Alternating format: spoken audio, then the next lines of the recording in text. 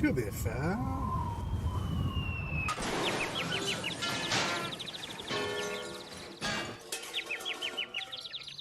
Pros.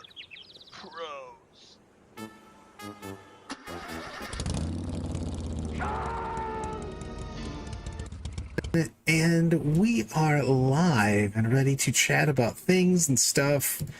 Mostly things. I think it's going to be a thing-specific chat today. I'm sitting here with a popped collar today. I want to make it classy and awful at the exact same time. I don't think Brad has realized that I specifically brought stuff to today's meeting. Damn it! You fool! Got him again. All right, how are you doing, Brad? Magical. I'm doing magical, my friend. Mm-hmm. I have questions from the Discord. I'm going to rip questions from the Discord today. We're going to be doing like speed rounds today and see how it rolls. I'm excited to see how that happens, how people like it, how people hate it. I know no one's going to hate my popped collar from my... What am I wearing? Is this orange? I don't know. Colors are dumb. If you're wondering perhaps where we are getting these questions from, fear not, I'm about to tell you. We get them all from our wonderful Discord. You can get access to that Discord by being a member of the War Room or by being a member of this channel. So if you haven't already clicked that the subscribe button, do that first, please. But then take a look at becoming a member either here or through our website, theartofwar40k.com. Once you're a YouTube member or in the War Room, you get access to our wonderful Discord channel. It's a wonderful global community of extremely positive environment where we talk everything Warhammer related, and that is where we pull these questions from. Brad. Extremely positive. Not just positive, extremely positive. Who knew? Uh-oh, we got a super chat from Lyle. Huzzah! Uh-oh, Brad, my 2000s high school college experience tells me you're supposed to be wearing 2 collared shirts, both with pop collar. That is true, I'm letting you down. Double popped collars is the only way to establish dominance. You know, if Brad had told me 2, I would have worn 3. We could have done it. Establish your dominance. So, you know what? We're going to use one of Lyle's questions today, too. Okay. So we're going to go bottom to top. So we're going to start with Frank. How much shooting is acceptable in lists that want to have as much melee as possible? That is a fantastic question, and as usual, I'm going to diplomat the shit out of this because it depends. I'll give you a real answer, don't worry. It depends on whether you have a decent shooting that doesn't break what you're trying to do. For instance, if I'm playing Blood Angels, I'm probably going to forgo most of my shooting, and I'm just going to punch people in the face because I think that their shooting basically weakens the rest of the army and what they're trying to do. My go-to besides that, though, is I want enough to try to pop vehicles and stuff like that, even though there's not that many transports in the games right now. So what are your thoughts on that, John? You can contradict what I'm saying immediately, of course. Okay, so the key to adding shooting to a melee list is to make sure that it's shooting you actually can threaten to use. So for me, I love sneaking untargetable shooting into a melee list. Like I love taking melee Iron Hands with just one big guy who can't be targeted because he's a character dreadnought, or Morven Vol in a Sisters list, or anything with Fire and Fade. Like Eliminators work really well in Space Wolves and Blood Angels for that same reason, because they can Fire and Fade. I like shooting that you can get multiple turns of value out of, because if you take 10 melee units, 1 shooting unit, and your shooting unit is dead on the top of 2, I feel like you shouldn't have bothered. Go get that melee unit. I agree 100% on that one. It just, if I'm playing a melee army and I don't want a one and done shooting element, it just doesn't do anything. It feels like wasted points because my melee is going to give me value over the game, and if I have shooting that just pops in and gets annihilated, it just doesn't get the, especially if it's expensive shooting. You know what I mean? If you're bringing something that has an actual premium cost, and it's only one and done, I just don't want it to happen at all. Yep. Yeah. Then it's like, what was the point? So it's not just about it's about how useful you can make the shooting. So shooting that you can hold on to and not use for a couple of turns and then bring out, also valuable. There's not like if you've got one good shooting unit, like a Retributor squad, and you're like, yeah, this might die when it sticks out, but I'm going to wait. I'm going to hold off on it. It's going to come out with all the buffs, be very useful on turn 3 or 4. Then I think you're good. that's also worth it. But anytime you can either stretch value over multiple turns, that is when honestly there's no or. Anytime you can stretch shooting value over multiple turns, that's going to be the best thing for a melee army because you want to squeeze efficiency out of it. Indirect, also awesome if you have something remotely worth taking. I'll give you that. Lyle's question. Player place terrain. Should more players be looking to use the terrain to further their goals or hinder their opponent's goals? Well, one, Lyle and I just played a practice game on one of these days recently. I can't remember which because time means nothing to me because I'm old.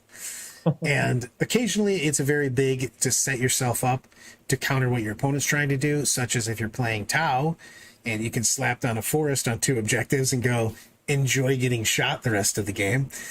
But as a whole, I would try to set my terrain up first as far as getting what I want to do to get my secondaries and my primaries. But it is important to figure out what you're playing against and what they're going to try to do, because a lot of times if your opponent's playing melee marines and they want to take the center and stage from it and do an oath and things of that nature, if you get that first drop, it's very important to push them back and open that up so that they can't do that. So I would say a little bit of both, but you have to identify what you're playing first. And I want to give this before we go any farther with player place terrain. Figure out how you're going to place all of your terrain before you place any of your terrain. Put it all on the board, measure it out, and then figure out how I'm going to score my points, which is such a big deal. Where do I want to be? What are my secondaries? Where am I staging from? You just can't. I've seen so many players get so excited. I'm going to get the first drop, and they put a huge piece in the middle, and then they screw themselves for everything else they want to do. And you have to have your secondary staging point. You need to be taking your objectives. You need to have a good place to deploy and to go from there. It's very important to measure all of your terrain out first. Put it on your clock if you're on a chess clock. Literally measure everything out. Put the entirety of your terrain out and adjust it accordingly before you do anything. And tell your opponent that's what you're doing. You know what I mean? That you're doing when they see you putting all of the terrain out. Just go, I need to measure this out. Yep. Fully agreed on that one. That's just one of those things where planning ahead comes in so well. But what you want to be focusing on, so the question of help your game plan of it or hinder your opponents, those two things should be going together because your game plan should involve hindering your opponents.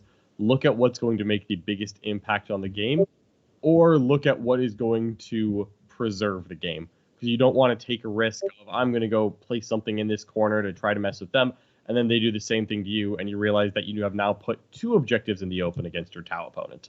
Like, they don't care if they have to stand in the open. They were already going to be in the open because they're shooting you. So focus on honestly, my focus is always make sure that the game gets past the terrain step. I don't want to lose during terrain making. I do not really try to win during terrain making unless my opponent lets me do something. Oh, you're so much. You could have used a Brad catchphrase for that. You can't win in deployment, but you can't deploy to win, but you can deploy to not lose. Yeah. So. Yes, deploy terrain to not lose.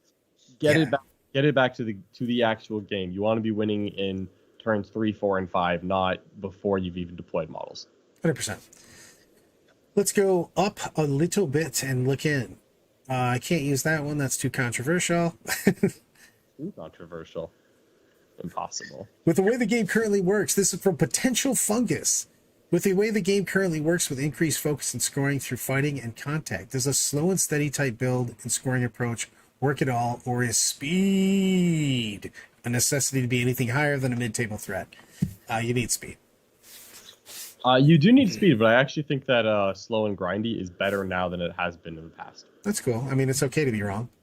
Yeah, well, I don't know, Brad. When I think of slow and grindy, I think like, oh boy, what if I took like 60 Zangors? Yeah, I bet that would be a pretty good one. Don't threaten me with goats. Goats? No. No, slow board control with a very strong secondary plan built in can actually work right now. Yeah, because people have to get closer, so that's a big deal. Because with To the Last and Stranglehold being gone, people can't just sit and do nothing and make you come to them. Everybody has to kind of come in and do something to get most of their secondary points. sans a couple, very few other armies, Sisters, Necrons maybe, but they have to come to you. But the thing is if you're doing a slow and steady type build, you have to one, pre-measure, of course, but you have to think ahead a turn or two minimum. You have to have your game plan pushed out. Yeah, 100%. Always have a game plan. We all know that. Let's see. Dun, dun, dun. Oh no, that was Lyle's super chat. Let's go to Lyle's super chat because it goes back to his question though. Okay. Lyle, in the placing of your terrain situation, how likely are you to have an opponent counter drop your drops when you show them your entire plan? They can only counter drop you really in blocking you off in the middle. And to be honest, what you're trying to do is set up where you're going to go. And there's no real counter drop to you putting effective turn 1, turn 2 moves out there, because you're trying to pre-measure it so that you see how far they can go and get the proper angles on your terrain so you have great staging places, and your opponent can't really counter drop that. They can just, I guess they can also decide to not put their terrain out terribly. You could be showing them that doing this is a good option, but no, I don't think they can really counter drop you at that point in time. Yeah, they can. So just make sure that if you're specifically planning out like, and then my third drop, you're saying this to yourself, is going to be right on the objective in the center line. Don't just tell them that you're going to do that. They could counter drop. Make sure that you leave yourself a little bit of room. So I usually, when I'm pre-measuring that stuff, I'll put 1 or 2 pieces down, kind of look at the back. I won't announce like, yep, this will be my second drop, because then they'll do something in between. So put your first down, know where your second one's going to be. Usually, though, by your second drop, you know that you're not going to get a third one on the line. So I usually place my first, and then my second drop is placing everything. Ooh. We have a White Scars question. Super chat! Super chats! Ron, to go back to shooting in a melee list, how many attack bikes with multi-melts would you take in a White Scars list? How many White Scars multi-melted bike attack bikes do you have, John? Do I own? I own 6. Do I have in my current list? I'm not going to lie to you, it's 0. But that does not mean that more could not be added. They're I love the. So multi attack bikes are not bad in a White Scar list at all, frankly, because you have 2 different ways to make them advance and shoot. I just hate that they're both CP dependent, and now I really don't want to be spending CP on trivial things like using my models. What shooting to pack into White Scar list? I honestly think I would just take 1 3-man if I'm taking any. Because I don't want to have a bunch of units flying around that might require CP investment, and they're not that durable on their own. I really think it would just be 1 3-man if I took it. I can see that. I can see that, my friend. Let's go into... Well, I haven't hit the con, though. We're definitely hitting this con. I mean, you got to do it for the White Scars. So that's a must-have. That's just a must-have. Mm-hmm. I'm still thinking about the melee. I'm still thinking about the amount of shots that I need in a melee army, to be honest. It really depends on the list and how often you get to use it again. The thing is I like long-range shooting, sitting back, taking objectives. The problem is a lot of those things aren't usable anymore because of CP, like things like Relic Contemptor Dreadnoughts and stuff like that. I do like the 1 or 2 pieces of long-range shooting just sitting back and pew-pewing while the rest of my army pushes forward. But with shooting, I just need shooting that can be used more than once, exactly like you're saying on that. So I do like to have some sort of shooting. I like to have a balanced list and everything, to be perfectly fair. To be fair, but some lists just feel worse when you when you dilute them with just one, especially with one and done shot shooting. So yeah, like adding an Eradicator squad to Blood Angels feels terrible, right? Yeah. Like, yeah, Eradicators are good. You have a Chapter Master. Okay, Chapter Master Eradicator, step them out. That sounds like it should be good. But in practice, it just isn't. You can't fall back and shoot, so you're too easy to shut off. You're not that good of shooting. You're a little bit expensive. You lose a solid 2.5 melee units to get Eradicators into a list. And that's too much. So let's go into... I have a 2-parter here. 2 different people. All right, sure. Abominate or Desecrator for Chaos Knights, And the Ripster goes into, they will vote Desecrator as it adds more consistency to Chaos Knights, but good question. And then immediately with, prove me wrong, John and Brad. All right. Abominate and Desecrator for Chaos Knights. Two big boys. What? Ba-ba-bum. When I run two big boys, it is Abominate and Desecrator. The secret to the Abominate is your Chaos God given ability to roll sixes. So if you've made a pact with Chaos Gods, the Abominate has a very good gun. If you have not made a pact with the Chaos Gods... Is that you getting booping? Do you have Messenger open? I do. Please stop it. Make it stop beeping in my head. All right. Well, someone... It's not even my Messenger. All right. Let's see if I... All right. So, that's fixed. No, the Abominate's gun is a lot less reliable, so you need to make a pact with the Chaos Gods and sacrifice a small 40k player, someone about Brad's size now that I think about it, in order to gain their favor.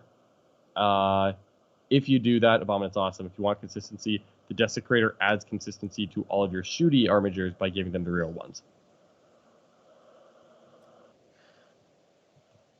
Okay. I was waiting for more on that. You were like, No, that was it.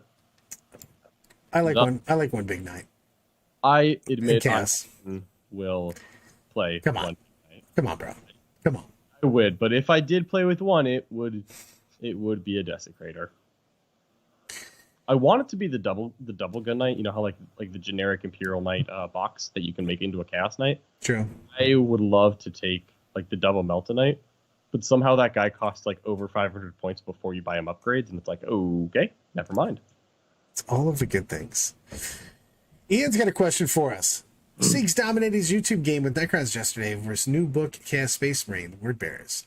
What initial takes or tech are you considered generally when building list to factor against new Necrons? New Necrons are going to have lots of OBSEC. They've got a lot of tricks with double Catan, double Satan, whatever the hell they're called. A lot of mortals on that. So you have to be able to figure out if you have to basically, they're phase locked. So you either have things that can go around that, or you're going to have to plan ahead to basically two-turn them. Yep. So that's a big deal. You also have to plan for the fact that they're going to try to give you 4s and 0s on your primary. And that can be a very big hole to climb out of if your opponent rushes your objectives down. So you have to be prepared for that. So, and the biggest thing is that you have to look at how you're killing certain units, because you can nickel and dime, say, a unit of any of the warriors, race, whatever, because you're looking at how they reanimate. So you can go, hey, I can kill one destroyer. That's completely fine because they'd have to make all 3 5-ups. You don't want to do it against things like warriors and stuff when they have more options to just res guys, because I see people using timing poorly when they play Necrons.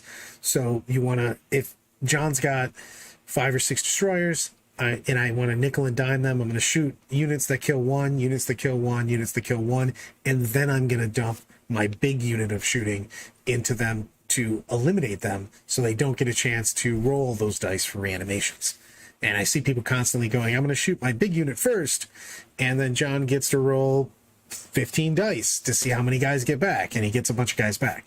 So it's about timing on that also. Yes, so my take on things that I want against Necrons, and I'm going to be honest here, I did not watch the game between Jack and Richard, so I'm going to make some assumptions. But I'm usually pretty right on these things. My assumption is that we did not have a lot of multi-phase damage coming out of these Chaos Space Marines, and that means that Catan. He had very few units also, so Richard was able to actually just pick off like obliterators and stuff like that instantly. Yeah, if you don't have a lot of multi-phase damage, and you don't have a lot of OBSEC, Necrons are going to be a struggle. I do think that other solid fundamental take-all-comer lists are going to be fine against Necrons. There's a question coming up where I'm gonna make fun of Necron players. Actually, that's not true. I'm just gonna make fun of Necrons. We'll get to that one soon, hopefully. I love the. I'm going to give back-to-back questions here. Cohort and Matt Atwood.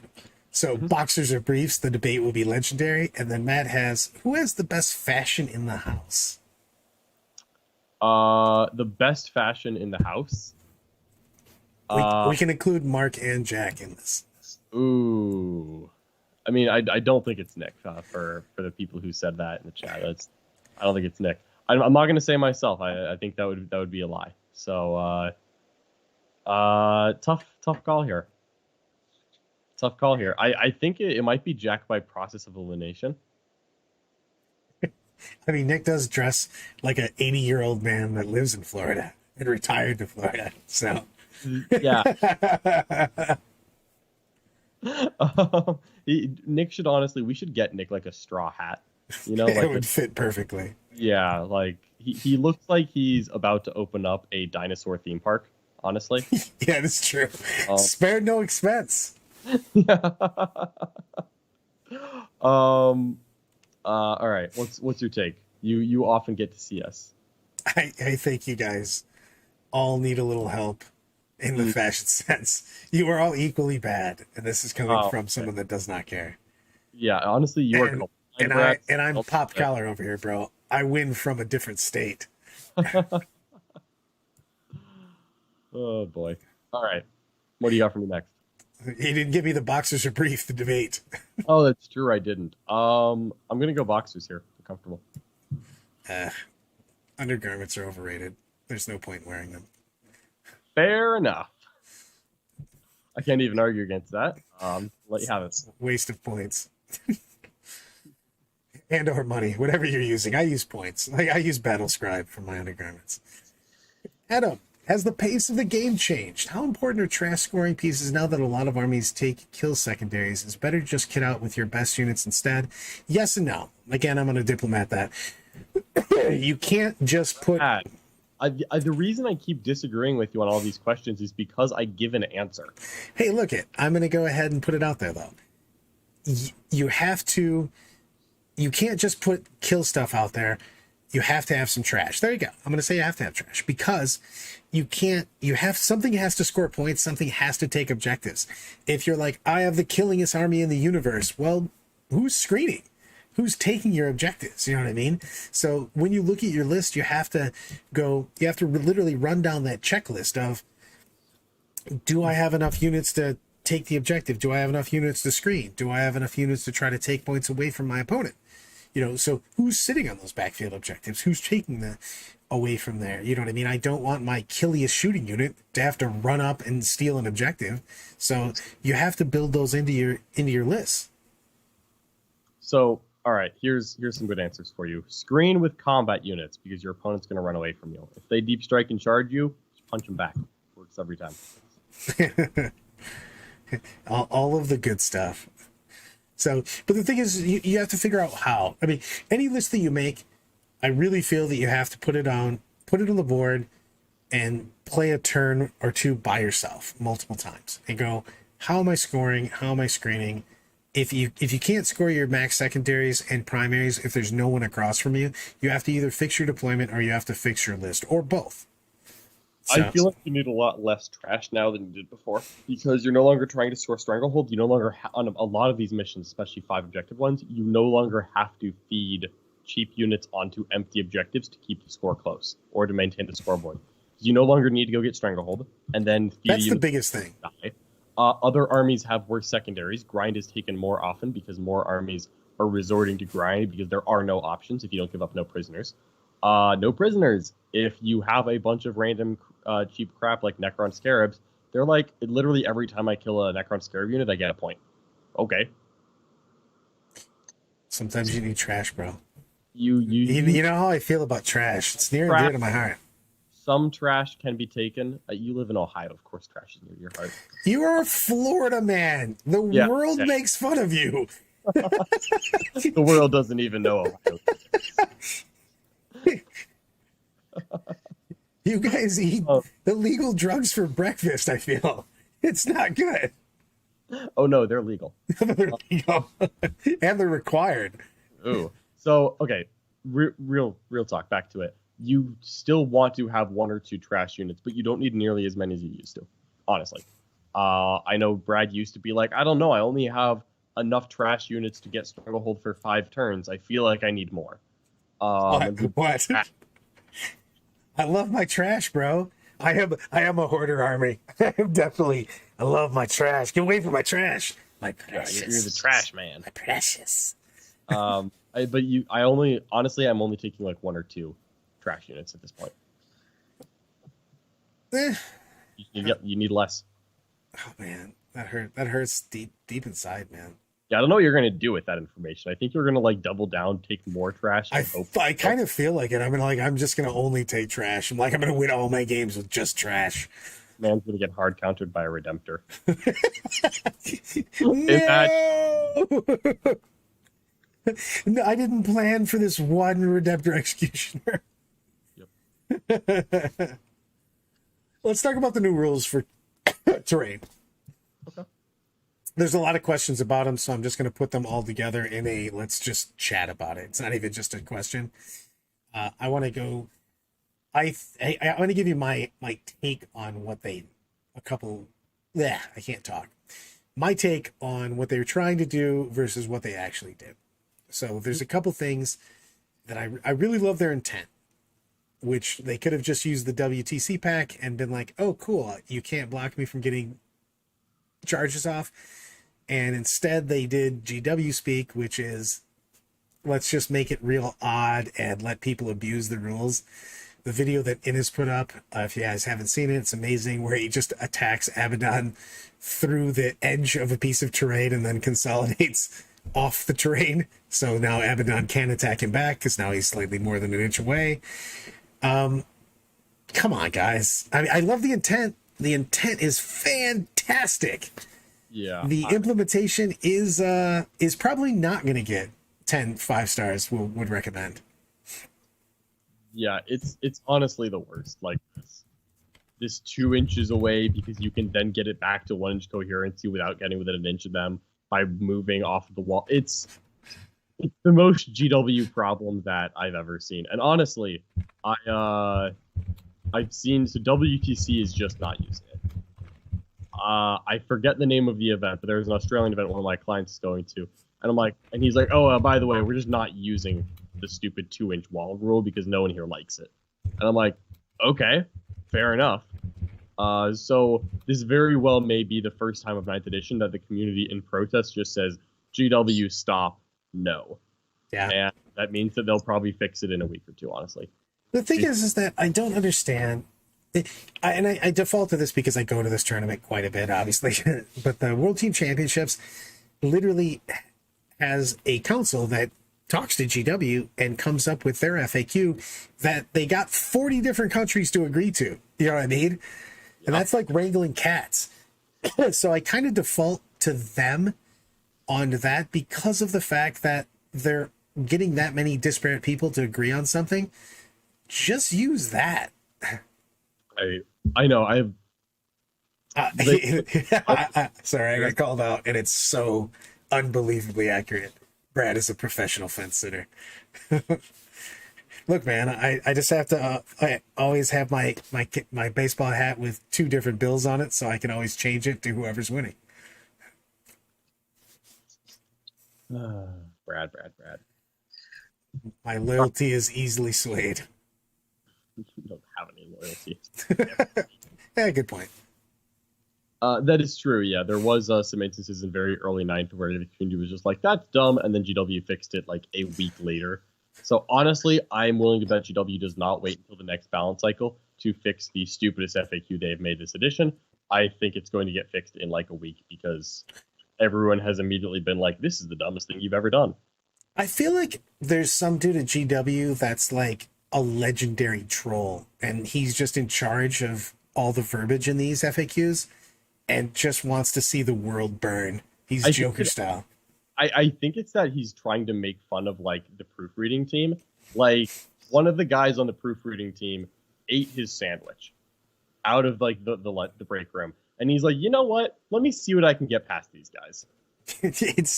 I'm gonna make them the fools. He literally put in for a raise and they denied it, and he's like, oh, is that how it's gonna go? Okay, all right. Yeah, he's just like, oh, let me just see what I can get away with here.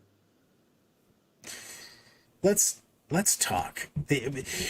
What other things that you hate about, or love or hate about the new FAQ? Love or hate about the new FAQ? Mm-hmm. You can spit every- vehement, horrible things, or you can be lovingly embraced. Yeah, absolutely. No, this is all love, Brad. I'm all love because the thing I love the most is that they nerfed the Farsight Enclave's Allied World. I just love nerfing Tau. Well, also the fact that there literally is no ethereals there. So, There's nor should there be. Honestly. I mean, there just isn't. They're dead. They died. Indeed, they are. They're super dead. There's nobody there. So it's a big deal on that. So yeah, it bothers me that they exist there. That actually does bother me. I'm gonna rant on that. You can't play an ethereal if all the ethereals are dead in that part of the universe. I mean, And they're super dead. seems legit to me. So, I mean, other things that I love about the FAQs. Honestly, actually, I'm gonna take a hate. I hate how they did freebooters dirty.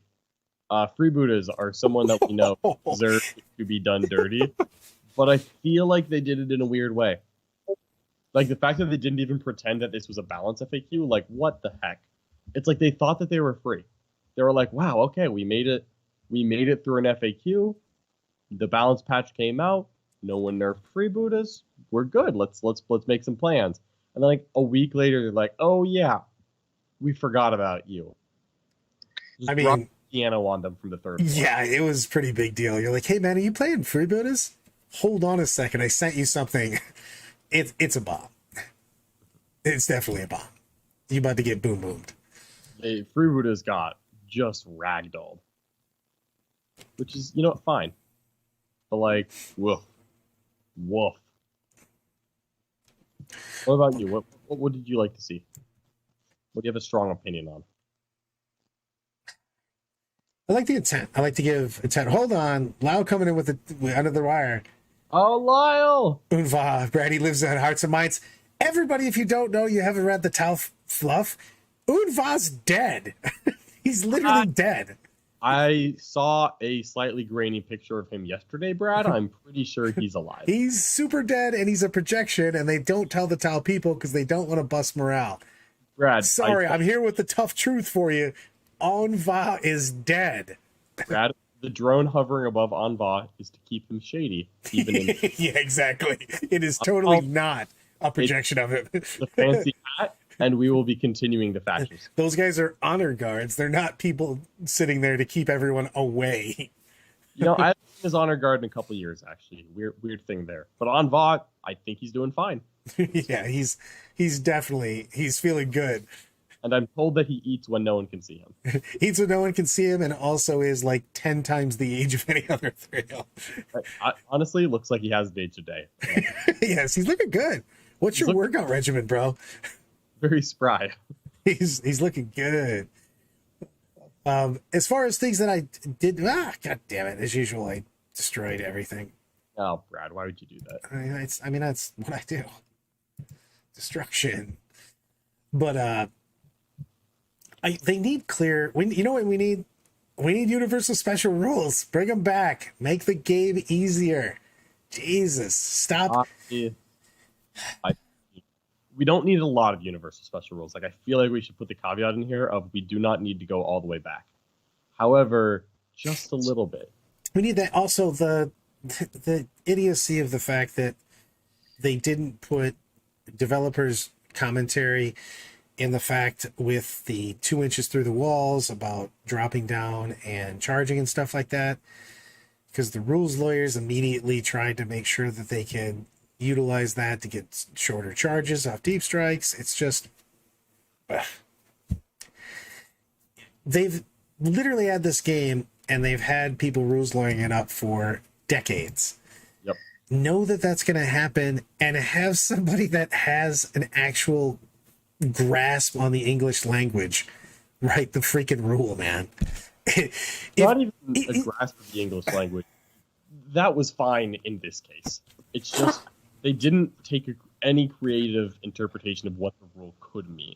Right, that's what I'm saying. Like, but it's every single time they do that, that's what happens. You know that's happened. If that is what happens every time, and you know that's going to happen, It'll happen. Prepare for it. You know what I mean? Jesus. Yeah, it will happen next time. I guarantee. It happens every time. You know that. You're like, hey man, how could these guys interrupt it? I'm gonna, should I give my don't be an a-hole story of the playtesting thing where they got annoyed at me forever ago? Oh, gee. What have you done, Brad? No, this is forever. This is literally when we had a meeting with the original playtesters, and I kept asking things, and this is like literally early 8th edition kind of stuff. And I kept asking, well, what about this? What about this? We need to clarify this. And finally, one of the guys is getting just irritated with me. And this is a huge group of people in there. And he goes, what do we have to literally write in the book to not be an asshole? And the entire room at one went, yes, you need to put it in the rules to not be an asshole. You don't put in the ability to read something insane into this rule. Just make it clear that you can't do this.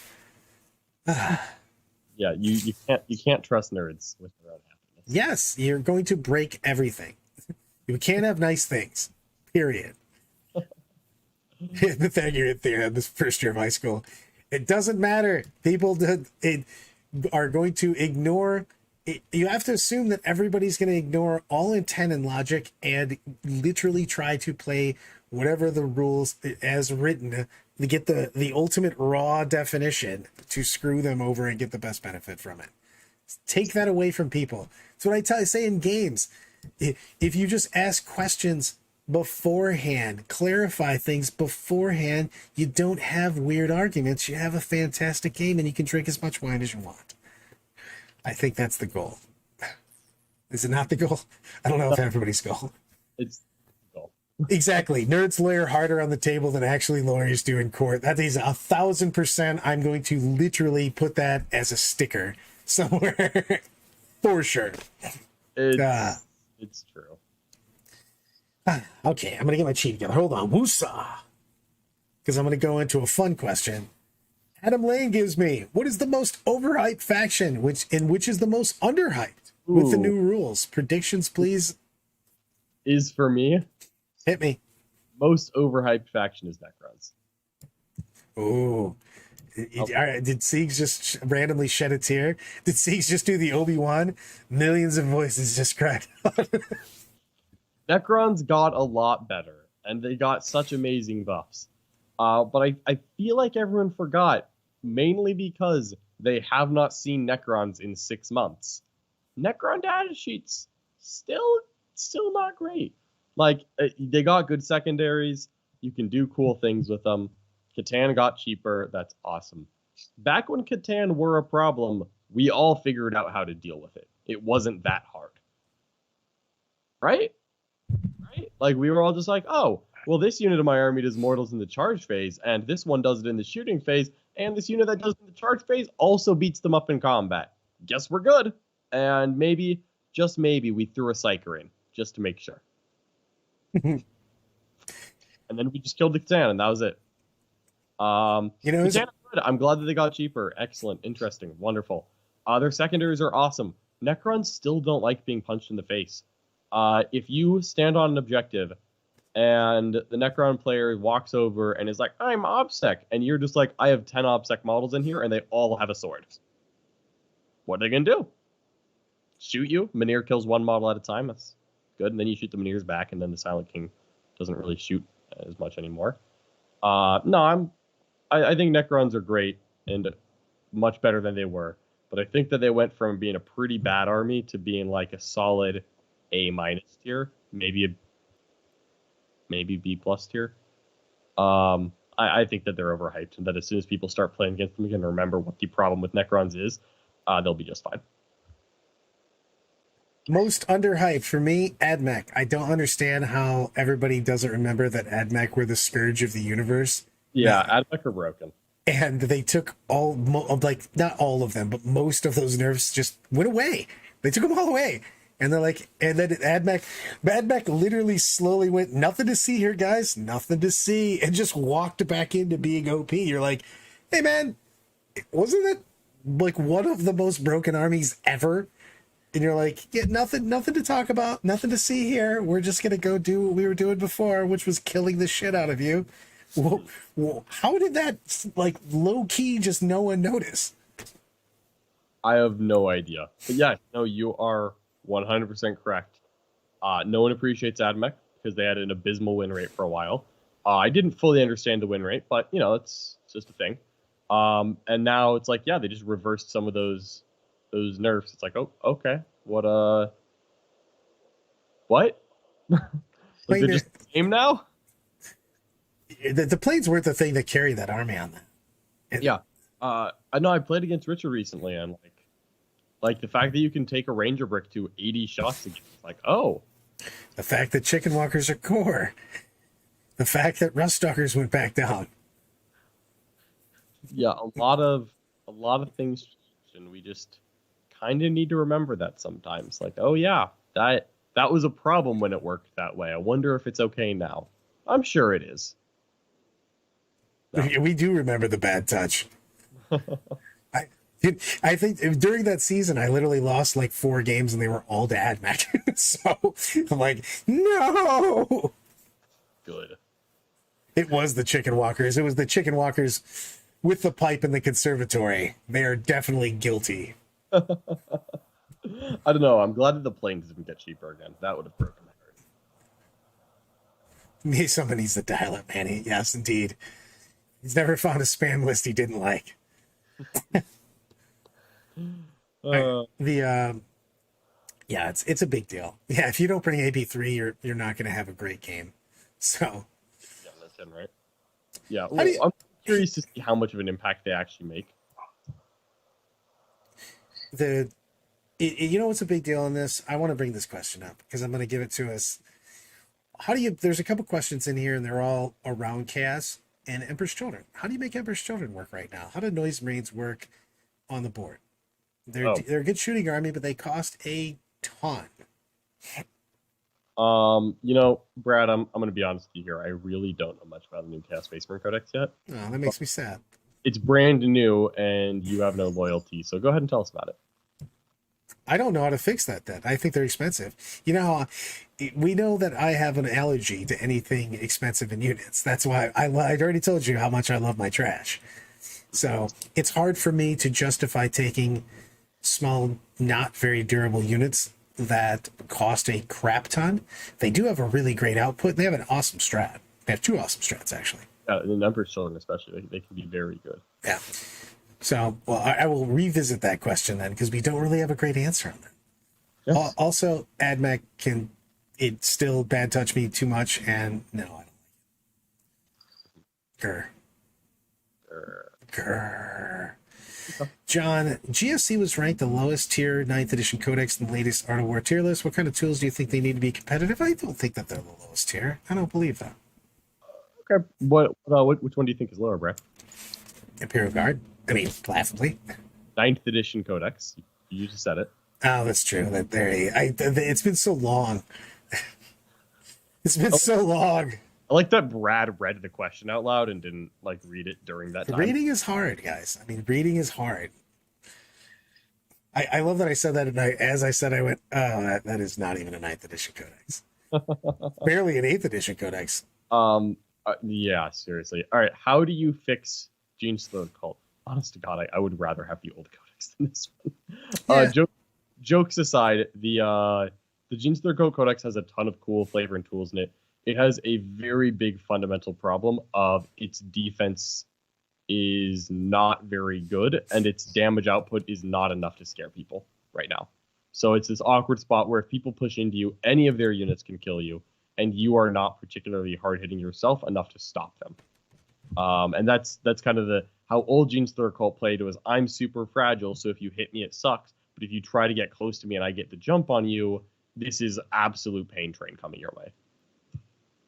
And now you go in there with your I'm damage 1, but I don't have to roll the wound. And they're like, well, here's my saves and then my feel no pains. Okay, what next? And you're like, oh, that was it. I do like them from stealing primaries and everything. And with everybody else having a harder time doing secondaries, I think GSC are pretty decent. I like that army. I think their shooting is crap. And I think that their rule of crossfire is pointless. But I think that the army can smash. Pure Strange, Metamorphs, Jackals, tons of trash. I mean, that's an army that's near and dear to my heart because I bring all of the trash. Brad, next time I see you, I'm gonna let you play 2,500 points of Genius Cult, literally as much trash as you want. We're gonna see what happens. I mean, you can't beat Tau, but just assume that you can't beat Tau. Just don't let me play in a Tau. I'm sorry, I can't play in a Tau or Admech. How about that? I'll play you with Gene Stealer Cult as long as you don't make me play Tau or Admech. Yeah, okay. Got a Custodes army you're not gonna enjoy. I'll beat that Custodes army. I'll wreck it. You will not. It's the pub sub bet. Oh, let's do it. All right. No, Gene Stealer Cult in order. I think what needs to happen is that they need more output across the board. Their good output is tied a little bit too much into a couple of units, and you have to invest a lot of resources into them to work, which means that it's very difficult for Gene Stealer Cult to put out multiple hard-hitting units in a turn. And if they use those resources early because their opponent forces them to, they run out of hard-hitting units before the game ends. And both of those are very big problems. I'm going to end this with a good question here. Okay. Because it's near and dear to my heart, and it's near and dear to your heart, too, sir. I want to hear how Brad is planning to beat the rest of the world in August. That's a question too controversial for you? No, there's several common ones that were, I just didn't want to say out. We're planning on, we'll say Brad and John planning on beating the world. And the entire house, actually, because it's an Art of War team, is, I don't know what happened to my background. It just got super fuzzy. But the big thing is preparation, man. It's literally spending a crap ton of time looking at tables, looking at pairings, doing a ton of practice. I have to give you boys tons of props right now because I keep asking you to do all of the practice games, and you guys are killing it. So I have to give the Florida house a ton of props because I asked them to do a lot of things, and they keep doing them over and over again, even when they think I'm an idiot for asking you a specific pairing. Yeah. I mean, how are we gonna do it? With style. Ideally, a popped collar from Brad underneath his jersey. Boom! And rose-colored glasses. You're always wearing rose-colored glasses. That's why you still like Eldar. What? I look into the past. They're so good. I'm about to soul burst you guys. Mm-hmm. But Lyle's got a super chat from us. I'm going to bring Brad a neon reflective vest to wear during ATC since apparently he's now a trash collector. Ouch. Harsh. I did forget that ATC was next week, and I had no way to get there at first. And then I just decided I'm flying. Okay, yeah, I was about to say, Brad, we're on the same team. I would very much like it if you showed up. Considering I'm going to be there in a week. So, I bought a plane ticket last night. Oh, good. Glad to hear. I used my miles from when Baltimore decided to go, hey, your plane canceled, figure it out. So they gave me stuff. So I used those stuffs to purchase a ticket because I think that another 8.5 hour car ride would literally kill my feeble self. Yeah, no, we don't want to risk it. I don't. I want to be fresh as a daisy, my friend. Fresh as a daisy. What do you got to end us off with? Do we have any pressing question that we have to tackle before we go, or is it just lunchtime? I think it's lunchtime, but I will. I'll give a little shout out here in that we are about to play a game in the War Room. So if you're watching this on YouTube, worry not, you can get into the War Room just by clicking right below, or you can go to our website, theartofwar40k.com, to join our global community. In the Worm, I'm about to play my High Fleet Kraken Tyranids against Richard Siegler's Tau. Both armies affected by Nephilim. Both armies still have some legs, and that's what we're looking to show off here. Kind of test a couple different concepts for both armies. I like it. Ready for a Queen's Wave? You're not Queen's Waving. That makes me sad.